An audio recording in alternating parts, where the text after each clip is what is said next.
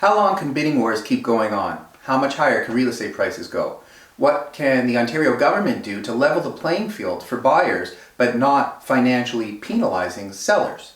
Hi, I'm Michael Shuster, multi-award winning real estate specialist in the Greater Toronto Area and the surrounding suburbs. Let's face it, no homeowner wants the value of their home to go down. Everyone would agree that real estate appreciating or going up in value over time is the way it should be. But the insanity that has been so devastating for so many buyers is not the fact that the real estate prices have gone up, but the fact that they've gone up by so much, so fast. What if there was a way to ensure homeowners still see their houses go up or their condos go up, capital appreciation, while slowing the price growth to a more manageable pace? Well, I assure you, there is. Back in 2017, our government tried to step in and stop the insanity back then of the dramatic price increases. They announced a foreign buyer tax. They announced a more stringent stress test for people applying to get a mortgage. But they didn't work. The market did stall for a short time.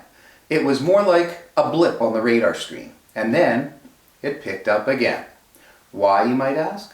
It's because the politicians and the lawmakers for real estate missed the single most relevant flaw in the Real Estate Act that allows for this market craziness to happen.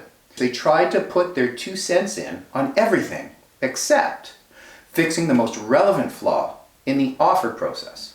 And now they might do it again. I just heard that they might urge the feds to not hold interest rates so low until 2023, which is what they're supposed to do right now. I heard that they might announce a flipper's tax. If you buy a property to fix and flip, you must live in it for a certain period of time. Of course, then it becomes a principal residence. The longer you live there, the less tax you pay when you sell. Or you must own it for a period of time, even if it's vacant. But wait, there's a vacancy tax coming later this year. Do you notice a pattern here? They think the answer to everything is tax us more and more. More tax. I'm not even going to talk about how we live in one of the highest taxed societies in the world. I'll leave that for now. They were even talking about introducing a new capital gains tax on principal residences when you sell your primary home. Thankfully, I've heard that they scratched that. But a flipper's tax? The problem is not high-value homes. It isn't even adding value to a home, which is what flippers do. Flippers didn't create this market frenzy. There's nothing wrong with flipping properties for more than you paid if you truly add value, as long as the property sells for what it's worth. Here's what they fail to acknowledge. The solution isn't babysitting or controlling people as to when they can sell or what they're taxed at or qualifying for mortgages. The problem, and therefore the solution, is in the process of offers and real estate transactions. And by the way, if you think about what I just said, everything should sell for what it's worth. But in multiple offer situations, also known as bidding wars, many homes are sold for more than they're worth, according to bank appraisals and according to market comparables. Why? I'm glad you asked. Because there's a flaw in the process. So let me be specific now about this flaw that I keep alluding to.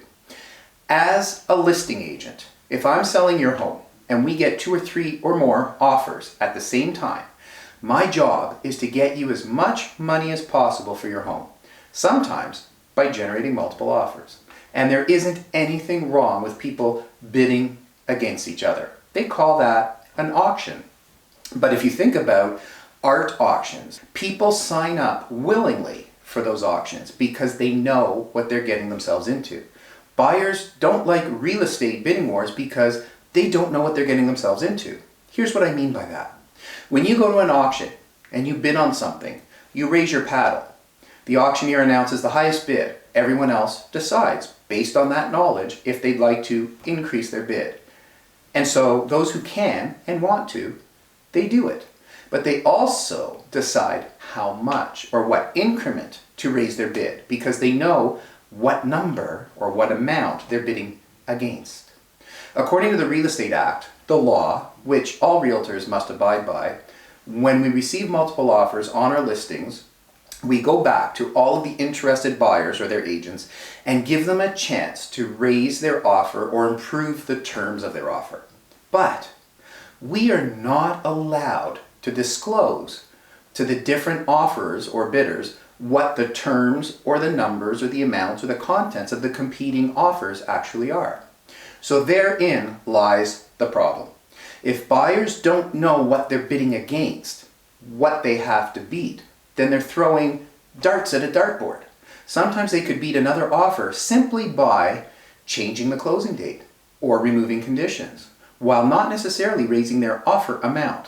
But they don't know that, so they shorten their closing dates, they remove their conditions, and throw so much more money at the offer just in case, because they really want the place. And if we focus just on the money component itself for a minute, let's use the auction analogy again for a minute. If the bidder beside you yells out at an auction $1,000, then you can yell $1,050 or $1,100 if you want to bid a little bit more.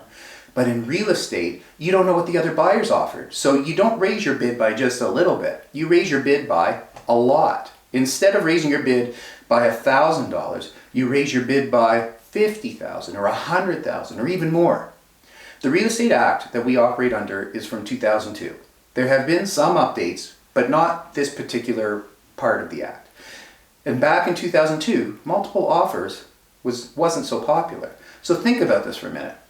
If you're bidding $1 million on a house or a condo and the seller's agent tells you there's another offer that you have to beat, that you're competing against, but can't tell you how much, then you raise your offer to $1.1 million. But if the seller's agent was able to tell you that the highest offer to beat is $1 million, you could, in theory, offer $1,010,000 or $1,025,000 instead of going up by a full $100,000. You could raise your offer in $5,000 or $10,000 or even $25,000 increments and still be in the running if they made this change 5 years ago or even 3 years ago. Homes would still keep going up in value, which is great for homeowners and sellers, and they'd sell for top dollar. But with $10,000 or $25,000 increments, just for example, versus $100,000, $200,000, $300,000 increments as the alternative, then it would be more manageable. So it's the huge increments due to taking a shot in the dark that have driven the market prices to rise at such an unmanageable pace. So in my opinion, the government does not need to stall the market or crash the market. The government doesn't have to tax us to death or penalize us for living. If they simply change the Real Estate Act so that when a listing agent receives multiple offers on a property, that listing agent can legally disclose the contents of the offer, and here's what will happen. The listing agent can tell the buyer's agents that the offer that the seller is most likely to accept right now is $1 million offer closing on June 1st and conditional on financing and inspection. Then the buyers can improve their offer if they want in small amounts or adjusting the other details. The prices will still go up, but in a smaller and a more manageable increment. And in some cases, one offer might beat the other offer just by removing some conditions. So offering to give up maybe a a dining room fixture, or being more flexible on the June closing, or any other terms. In other words, it becomes a true negotiation of the terms of the offer and the agreement, and not just a bidding war throwing darts at a dartboard. In no other negotiation in life can a professional negotiate against terms of the negotiation that are secret. What we've seen recently in our market is not actually negotiating. It isn't even truly an auction, which would still be okay. It's just plain illogical and, quite frankly, ludicrous. I've explained this flaw every time our market went into bidding war frenzies for the past 10 years. Hopefully, this time, the government might listen to logic from someone in the trenches who does this day in and day out, rather than try to make decisions from a political perspective, thinking it's an economic situation like everything else. Yes, our real estate is part of the economy, but the solution does not lie in more taxes or higher interest rates or penalties. I ask our government to simply tweak the Real Estate Act so listing agents can disclose details of the competing offers and sit back and give yourselves a pat on the back. because it'll work like a charm and solve the current problem while not causing damage or havoc to homeowners or to our economy.